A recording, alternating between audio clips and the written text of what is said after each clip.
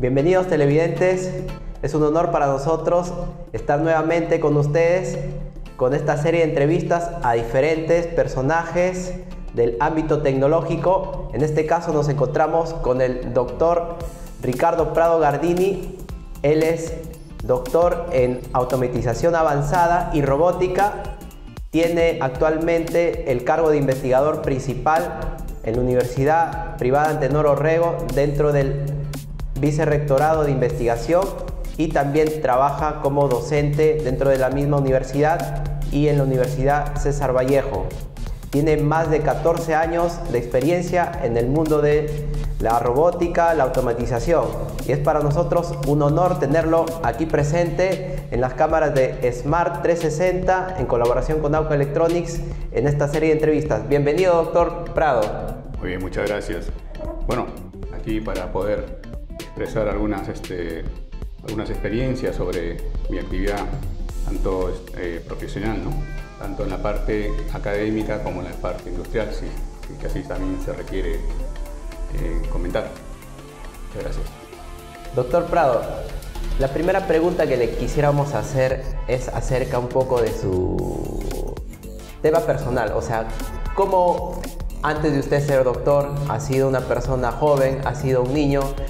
¿Cómo le dio el interés en estudiar la carrera que usted decidió estudiar? ¿En qué punto de su niñez, tal vez, o adolescencia, usted tuvo una experiencia relacionada quizá con la tecnología que usted le dijo, yo deseo estudiar esa carrera? ¿Nos podría comentar esa experiencia que a usted lo haya marcado y que sea el punto de inicio en su carrera? Sí, bueno, a ver, indudablemente estaba marcado por la presencia de mi padre. Mi padre es doctor en ciencias físicas, entonces él siempre ha estado haciendo estudios en el extranjero y trabajaba acá en la Universidad Nacional de Trujillo. Siempre he vivido ese entorno, ¿no? de lo académico y de lo científico. Mi madre también, ella ha sido profesional de la Universidad Católica, de la Pontificia Universidad Católica. Y entonces mi niñez ha estado pues, siempre rodeado de un entorno académico, un entorno científico, y una de las cosas que a mí siempre me gustaba hacer era leer, pero leer historia universal, historia del Perú, pero me inclinaba mucho a la historia militar. Y en la historia militar me interesaba la tecnología militar. Claro. Bien, entonces, y como uno es niño, a veces uno fantasía, ¿no? Haciendo sus propias batallas. Y una de las cosas que me atraía bastante y que a veces divagaba en ello era cómo gestionar la tecnología militar según la geografía, cómo distribuir, ¿no? Entonces, eso llevó a que me interese mucho por los mecanismos, por los dispositivos automatizados. Bien, siempre me preguntaba, ¿y por qué estas armas necesitan un operario? ¿Por qué no mejor que el armamento sea automatizado de tal manera que no dependa, el funcionamiento de la arma no dependa del operario? Porque el operario puede en un momento dado decir, bueno, hasta aquí nomás llegó mi participación, me rindo, lo que sea, ¿no? Ajá. Entonces, en cambio, la tecnología, una vez que lo programan y una vez que lo activan, va a seguir hasta que lo destruyamos, ¿no? Entonces, siempre pensaba así, ¿no? En ese sentido. Y eso llevó a que... ¿Qué lecturas tenía en ese entonces? ¿O algunos videos? Yo soy muy apasionado de la Segunda Guerra Mundial, desde el enfoque militar. Me conozco con mucho detalle determinadas batallas, determinadas campañas, una serie de estrategas, sobre todo la verdad me interesaba mucho la estrategia alemana, siendo un país pequeño en realidad, enfrentó a todo el mundo, se puede decir. Por todas sus fronteras tuvo batallas. Entonces me interesaba mucho su organización, cómo podía distribuir todas esas necesidades logísticas, materiales y mantener un frente, ¿no? ¿Eso en qué años era? La Segunda Guerra Mundial, Empezó en el 1939 y terminó en 1945, en mayo. Entonces, y por ejemplo, en la Segunda Guerra Mundial fue el inicio de las coheterías como tal, ¿no? Con el armamento B1, B2, desarrollado por los científicos alemanes. Ahí está Wernher von Braun, que luego fue asimilado. De hecho, cuando ya Alemania estaba derrotada, una de las, se puede decir, de las, lo que más se peleaban los aliados y los rusos era capturar a los científicos. Bien. Entonces ahí fue cuando Wernher von Braun fue capturado por los americanos e inmediatamente asimilado a la tecnología militar alemana, perdón, norteamericana, y de ahí surge pues la NASA. De hecho, la NASA en sí está basada en científicos y técnicos alemanes. Los científicos que fueron capturados tanto por los norteamericanos como por los rusos identificaban a su equipo, identificaban a sus técnicos, a sus ingenieros y se los llevaban todos. Entonces era como capturar la tecnología alemana y sobre todo el recurso humano que hizo posible, era pues uno de los objetivos tanto de los norteamericanos como de los rusos, para luego pues asimilarlos a sus programas, ¿no? ¿Y usted qué edad tenía en eso en esa lectura? Empecé de niño y comencé a mantener ese interés por la historia militar y la tecnología hasta bueno, mi adolescencia, juventud, y bueno, y ahí hasta ahora a veces, por ejemplo, cuando estoy saturado, digo entro a YouTube o me meto a algunas páginas especializadas. Hay buenos canales ahora, sí, ¿no? Interesantes. Y entonces me pongo a mirar como un distractivo, ¿no? Y siempre pensando siempre daba ese enfoque, ¿no? Es decir, siempre me ponía en el caso que era el que menos recursos tenía. ¿Por qué me ponía en ese caso? Porque me gustaba luego plantear cómo puedo compensar aquello. Y entonces, bueno, tenemos menos recursos, pero me voy a poner algo a mi favor. Conozco el terreno, ¿no? Y asumo que el recurso humano está totalmente convencido de que si está ahí es por algo, por una causa justa. Y entonces la voluntad y la disciplina de mantenerse combativo lo asumía como algo que estaba dado. Entonces buscaba cómo se podría hacer para compensar la superioridad del otro, tanto en número de recursos humanos como en tecnología, ¿no? Y así comenzaba un poco a divagar, me ponía a investigar, por ejemplo, los ángulos de disparo de determinadas tecnologías militares, su potencia de fuego, y así comenzaba y me perdía en esas, hasta que ya decía, bueno, ya, listo, voy a lo mío. ¿Y le dijo a sus padres, yo quiero ser tal vez? Sí, de hecho... Tal vez ni siquiera lo tenía la carrera como ingeniería electrónica en la mente, tal vez quería otra cosa. Es que no existía. Cuando era adolescente, lo único que existía, y cuando yo salí del colegio, la única universidad que se podía postular acá en Trujillo era la Nacional.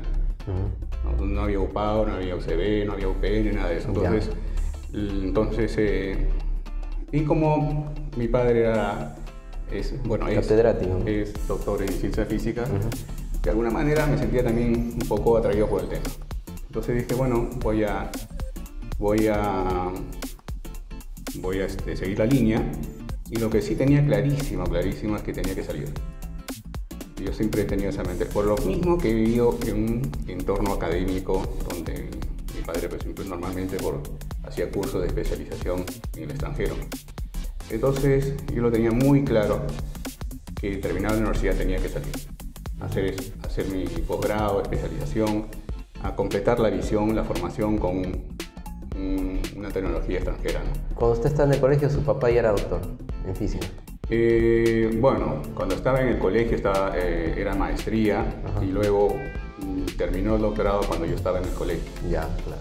Okay. Entonces usted tenía como que por ahí un panorama, una hoja de ruta que... Sí, normalmente en ese entonces, pues como no había internet, no había cosas, todas las conferencias tenían que ser presenciales. Entonces normalmente viajaba a Argentina, iba a Brasil, Estados Unidos. Era como una forma de vida en la cual yo me estaba desenvolviendo. Entonces lo tenía clarísimo. Yo decía, bueno, sea física, ciencia física o sea ingeniería, debo cumplir la formación y luego me voy. Pero no para quedarme, sino para hacer un posgrado y regresar, pues, ¿no? Eso ya desde el colegio sabía que tenía que darse. Y bueno, de una forma se ha ido dando, ¿no? ¿Y eligió electrónica? No, estuve estudiando física, porque no había pago en ese entonces. ¿No? Y los que son de mi generación, que ya yo tengo 3 años, saben que en ese entonces la Nacional era la única, pero también había unas huelgas terribles. 6 meses, demorado. 8 meses. ¿No? Además, para ingresar a la Nacional era otra cosa. Cualquier carrera, aún así en física. Aún así era normalmente 4-1 en física. En ingeniería, por ejemplo, se llegaba a 15-1. Medicina era lo mismo, 20-1. Entonces, realmente ingresar a la universidad se hacía, pues, era todo un logro, ¿no? Y los exámenes no eran, pues, de cada 4 meses. Los exámenes, si no había huelga, pues, con suerte, era una vez al año. Entonces, ¿qué años eran esos?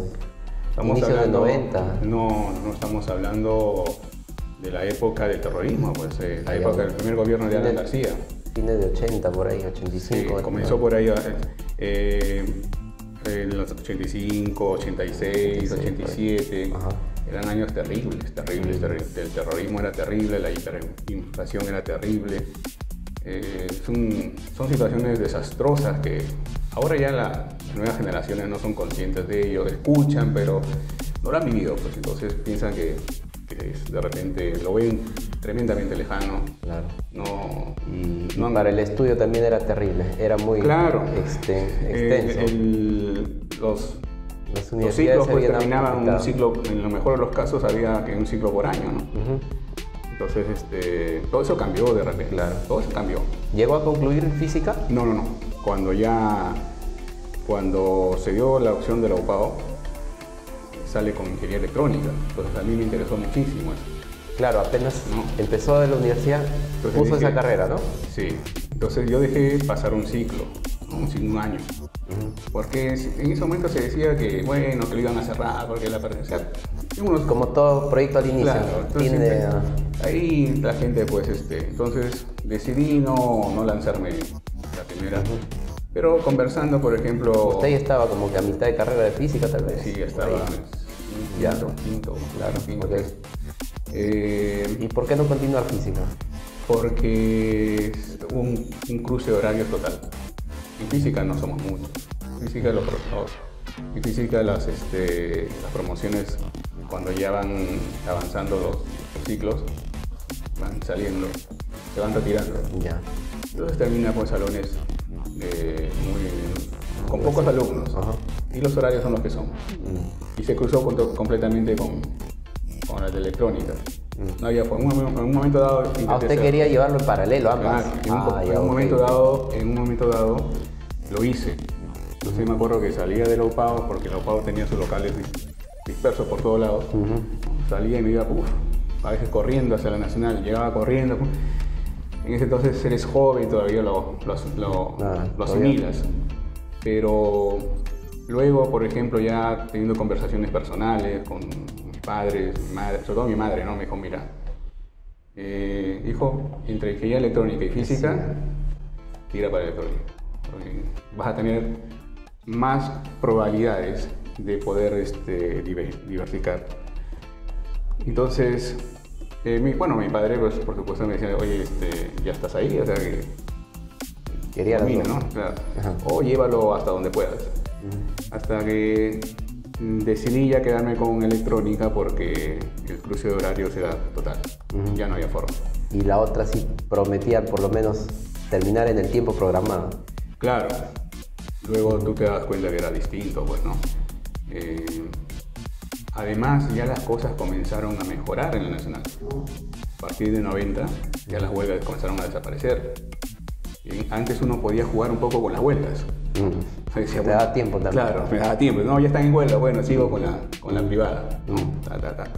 Pero ya a partir del 91, 92, las huelgas comenzaron a desaparecer. Y entonces llevabas los ciclos, la nacional comenzó a hacer 2 ciclos, hasta 2 ciclos y medio por año para recuperar el tiempo perdido. Entonces era pues ya saturante, ya no había ese espacio. Y todo comenzó a tener un dinamismo muy distinto. Hasta que, bueno, pues tuve que decidir, no había forma, no podía cruzarme ya se cruzaba todo. En física había cursos muy fuertes a partir del sexto ciclo, séptimo, que no había forma y éramos 4 o 5, ¿no? Entonces no había forma de buscarle otro horario. Y ya tuve que tomar la decisión, dije, bueno, lo voy a dejar, luego regreso, pero ya no. Hasta ahora. Y además supongo, ¿no? Que luego de haber estado media carrera en física, el entrar a electrónica, como que lo pasas light. Eso sí. ¿No? Eso tenía su parte positiva y negativa porque, por ejemplo, la matemática de los primeros ciclos me parecía muy... no estudiaba, ¿no? Entonces llegó un momento donde entre uno estaba en huelga, el otro que no estudiaba nada, porque no necesitaba estudiarlo, ya lo sabía. Entonces, como que también uno se relaja un poco. Se relajó, ¿no? Uno se va relajando y lo va viendo pues me acuerdo que cuando estábamos en la UPAO nos cogió el tema del terrorismo muy fuerte en los primeros ciclos. Y ahí la restricción de la luz era cada 8 horas. Pues. 8 horas en tal sector no va a haber, 8 horas en otro sector no va a haber. Entonces, eso ahorita pues sería los jóvenes no lo perciben eso, ¿no? Entonces nosotros al inicio era un fastidio, pero en ese entonces no teníamos internet, no había nada de Facebook, nada de esto. Por lo tanto el impacto era, bueno, pues nada, no vemos televisión, una cosa así. Pero a su vez... Se podía vivir prácticamente igual de tranquilo. Sí, y como eres joven, siempre le encuentras el sentido, ¿no? O sea, oye, ¿tienes luz en tu casa? Sí, ya, voy para allá. Llegabas, se apagaba la luz. Oye, llamando a otro, oye, ¿tú tienes luz? Sí, ya, vamos para allá. Y era una cosa así, ¿no? Entonces, te daban el cronograma, pero a veces pues te decía, en tu zona no va a haber luz, eran 8 horas el servicio aquel sin luz, ¿no? Pero algunos, la zona quedaba en la intersección entre 2 zonas. Había zonas donde quedaban en la intersección de ambas y no tenían luz todo 16 horas por lo menos. Entonces, los laboratorios de la UPAO, por ejemplo, en nuestro caso electrónica, teníamos que cambiarlo según el cronograma de apagones. Entonces, oye, el martes no va a haber luz aquí, entonces lo pasamos para el sábado que sí va a haber. Era un tema así. Lo quería ahí. ¿Y qué tal la carrera ya de electrónica? O sea, ¿algún curso que sí le haya parecido difícil, complicado, que sí le haya llamado la atención? Justamente tal vez por ahí algo que le haya motivado a la parte, aparte de las historias del niño, ¿no? Que leía sobre militar, el que más se asemejaba a la robótica. La verdad, en la época de mi formación no había nada de robótica. En la carrera no se tocaba nada de robótica. Igual también en mis promociones, mi promoción, que yo soy egresado 2010. Estaba, creo, por ahí de nombre, pero creo que nunca lo habría en el curso. Es algo que tal vez debería revisarse en actualizado, ¿no? Debemos ya, la carrera en realidad debería tener un componente fuerte de robótica industrial. Claro. Robótica... Incluso, si bien es cierto, tal vez no estaba el nombre, estaba el nombre nada más, pero... Nunca se dictó. Se escuchaba en otros entornos, ¿no? Siempre se ha escuchado, ¿no? El tema de robótica. Ya, y usted... en mi época no había ni nombre, no existía el curso, ni como electivo ni nada. Pero lo que se veía, pues yo veía en la televisión cosas de... Luego ya comenzó a aparecer el tema de internet y por ahí me metí a mirar algunos mecanismos o máquinas automatizadas. Y bueno, pues me interesaba leerlas y dije, lo mío va a ser por acá. Entonces, una vez que termine la carrera, yo voy a buscar una especialización en automatización y robótica. no tanto en el control, sino en la automatización y robótica. Entonces, pero sabía que la carrera no había nada de eso. Bueno, es lo que había y había que asumirlo y ya y prepararse para la siguiente etapa, el siguiente nivel, e ir a buscar esos conocimientos en los entornos que correspondan.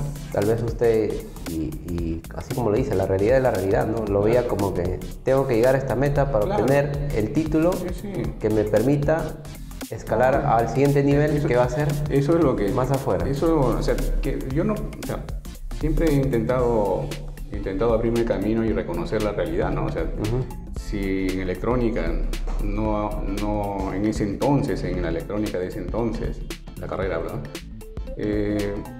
No había ni siquiera un curso, aunque sea estos selectivos que nunca se activan, ni siquiera había eso, ¿no? De automatización en robótica. Pero yo sabía que tenía que cumplir con lo que había, porque eso me va a permitir, con ese conocimiento, con esos títulos, los papeles, cartones, me iba a permitir acceder a otro nivel donde sí iba a encontrar lo que... Entonces, ¿para qué buscarle excusas, no? O sea, que continuar con ello y ya está, cumplir etapas. Cuando egresó, terminó la carrera, ¿qué es lo que buscaba usted? Cuando terminó la carrera había algo interesante. La situación había mejorado muchísimo. Comenzaron a llegar muchas empresas privadas. Estamos hablando más o menos, ¿qué año? 96, 96, ya. Entonces, la realidad se había transformado en 3 años. Era total. Ya el terrorismo realmente se había reducido a lo mínimo en la presencia de las ciudades. Habían actividades en la selva, en la sierra. Y la economía se percibía distinto. O sea, comenzaron a llegar una serie de empresas y mi promoción, por ejemplo, nosotros terminamos, me parece que éramos 15 los que terminamos. A los 4 o 5 meses, creo que 13 o 12 estaban trabajando. Porque las empresas que venían, chilenas, brasileñas, españolas, contrataban a personal joven, bien, para apoyarlos, entrenarlos, capacitarlos. Tú percibías ese cambio, yo al menos, y yo siempre reconozco esa época, esa especie de esperanza. Entonces, bueno, de ahí uno dije, bueno, acá en Trujillo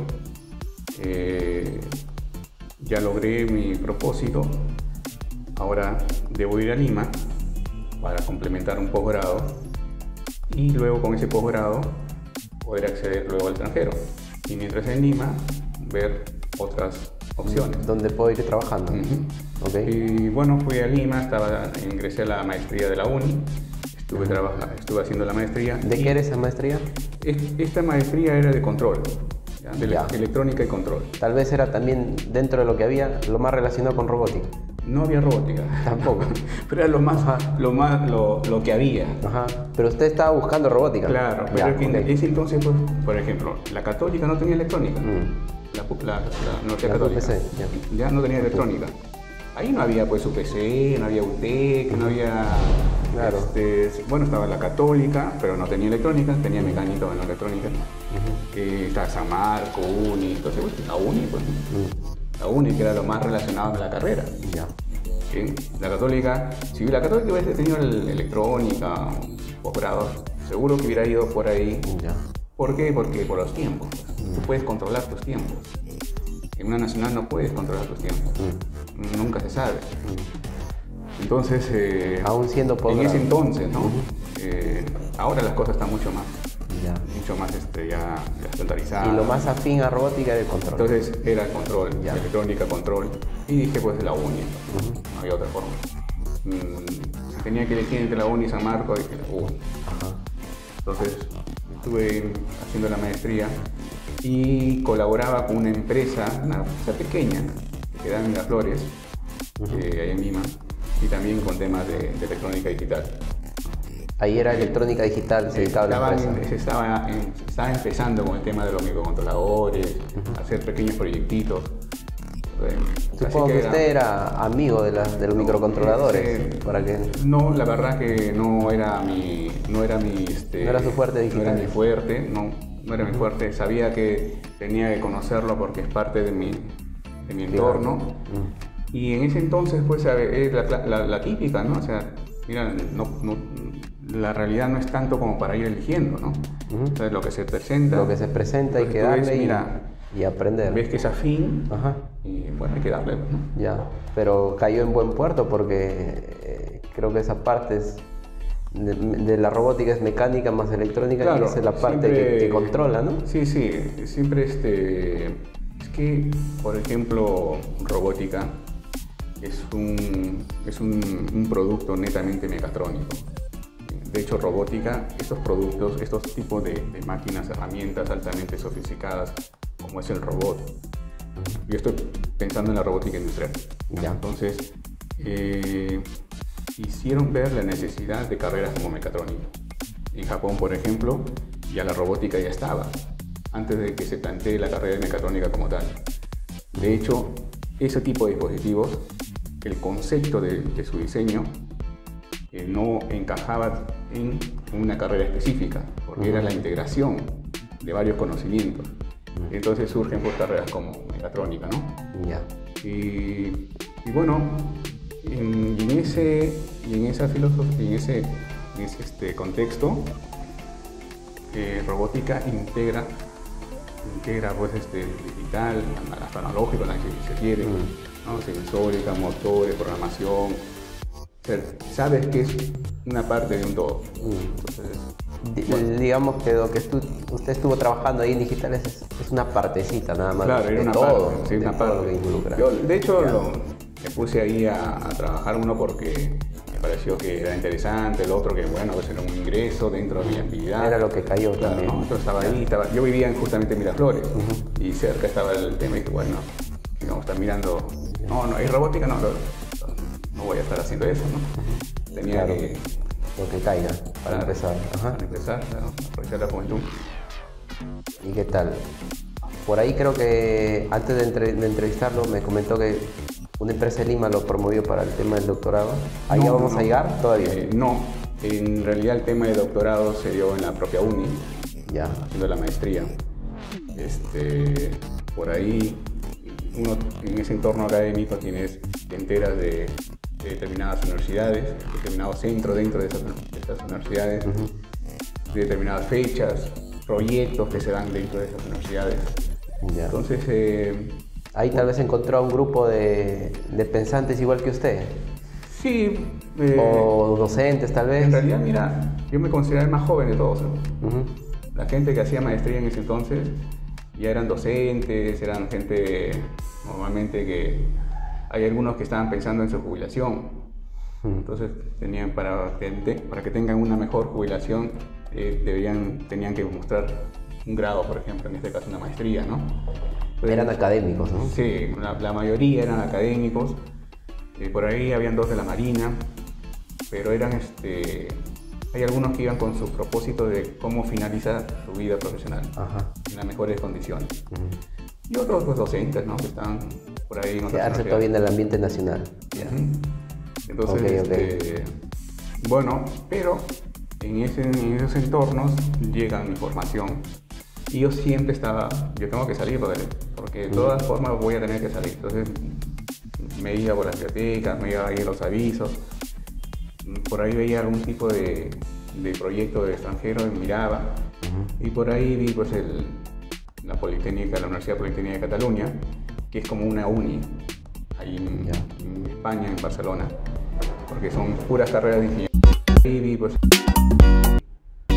la Universidad Politécnica de Cataluña, que es como una